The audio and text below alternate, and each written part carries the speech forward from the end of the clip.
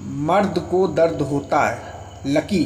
Doctor रजत ने headphone कानों में लगाए हुए अपने भतीजे लकी यानी अनिमेष से उसे कॉफ़ी का मग पकड़ाते हुए कहा। हाँ चाचू, लकी ने अपने टॉल हैंडसम चाचू की तरफ ध्यान से देखते हुए कहा। बेटा कुछ भी हो जाए पर तुम ना शादी जरूर करना।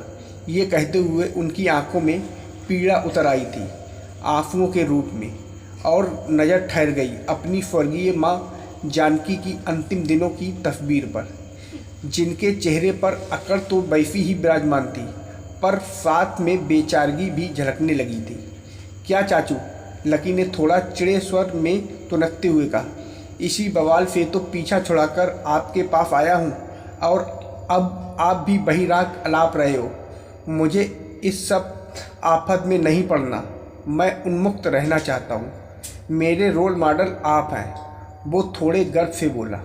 मनमौजी लकी चाचू का दुलारा भी था और उन्हें आदर्श भी मानता था।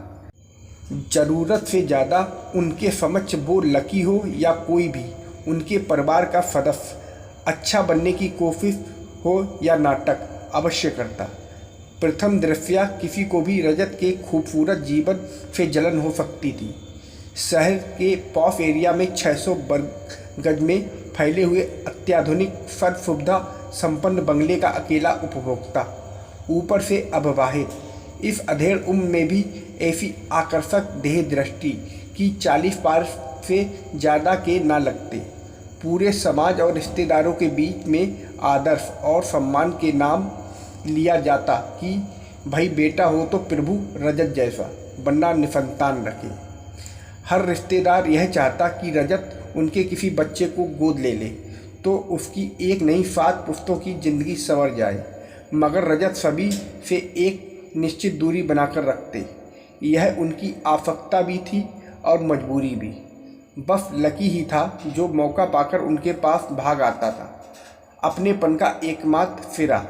कमरे में पसरी चुप्पी को तोड़ते हुए लकी ने आंखें उठाकर देखा तो उसे अपने सुपरस्टार चाचू की आंखों में आंसू नजर आए। क्या यार चाचू, तुम रोते भी हो, बिल्कुल अच्छे नहीं लगते।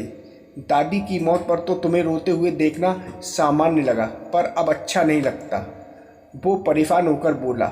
घर में मम्मी शादी का राज अलापा करती हैं और इधर आप भी शुरू हो गए, तभी तो जान बचाकर आपके पास आ गया कि कम से कम आप तो मुझे समझोगे ही। बेटा, भाभी सही कह रही हैं।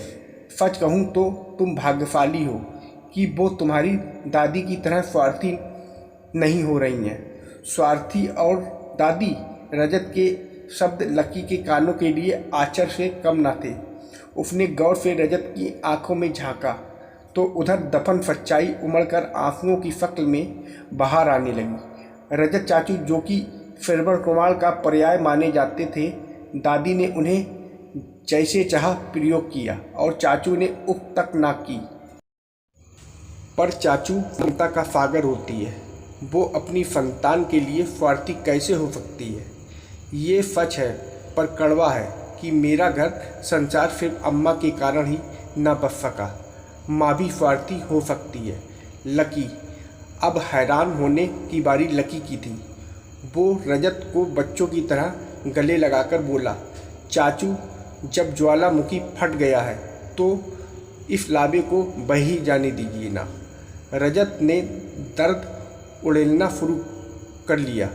जब तुम्हारी मम्मी ब्याह कर आई थी तो वो घर की पहली बहू थी, संपन्न परिवार की बड़ी बहू, परंतु छोटी हैसियत के मायके की बेटी। अम्मा ने उन पर तानाशाही दिखाने में कोई कमी न की, पर जब बात भैया के स्वाभिमान की आई तो वो भाभी को लेकर अलग हो गए। इस तरह 5 बेटों में 3 ने ये हवेली छोड़कर अपनी नींव अलग बना ली और इधर का रुख भी ना किया दोबारा। मैंने भी उम्र के कच्चेपन में कुछ गलतियां जरूर की।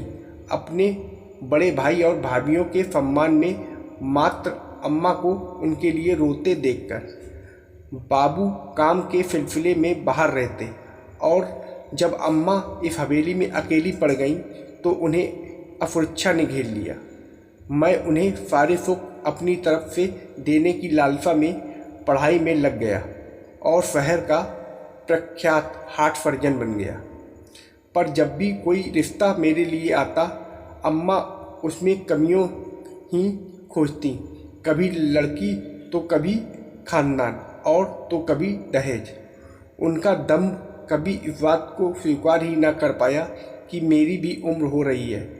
धीरे धीरे रिश्ते आना कम होने लगे और अम्मा को कोई फर्क भी नहीं पड़ रहा था। फिर जब 50 के आसपास पहुंचा और अम्मा जब और भी थिसिल होने लगी तो कुछ रिश्ते आए, मजबूर, तलाकशुदा या ऐसी लड़कियों के जिनमें कुछ कमी हो। अम्मा ने तब भी यही कहा कि हाय मेरा क्या होगा। अंततः मैंने उन्हें वचन ही दे दिया कि मैं शादी करूँगा ही नहीं। उस दिन के बाद अकेलापन ही मेरी नियति बन गया। ना होली का रंग, ना दिवाली की रोशनी और ना ही कोई हाल पूछने वाला। ये खालीपन बहुत काटता है बेटा। आज वाकई मजले भैया की याद आती है कि अम्मा एक दिन इस हवेली में उल्लू बोलेंगे और देखना अम्मा वो दिन देखने के लिए तक जिंदा रही। अब लगता है काश मैं भी अम्मा की बांधी लक्ष्मण रेखा पार कर लेता और तुम्हारे छोटे चाचू की तरह कोर्ट मैरिज करके सूचना भी होती तो आज मेरा दर्द बांटने वाला परिवार तो होता मेरे साथ। ये वीरान हवेली का एक रोशन कमरा मेरा भाग्य न होता। अंतिम क्षणों में अम्मा के मेरे लिए दुखी होने से क्या मेरी उम्र और मरी उमंगें लौट आती। अब लोग इंतजार में हैं मेरे मरने के या उनके किसी बच्चे को मेरे गोद लेने के फैसले के। कभी कभी निजी स्वार्थ में बड़े बच्चों के अरमानों की समाधि पर राज करते हैं। लकी खालीपन बहुत शोर करता है। एक उम्र के बाद समझ गया चाचू। और 4 दिन बाद लकी ने फ़ोन करके कहा, मम्मी अब मैं शादी के लिए तैयार हूँ।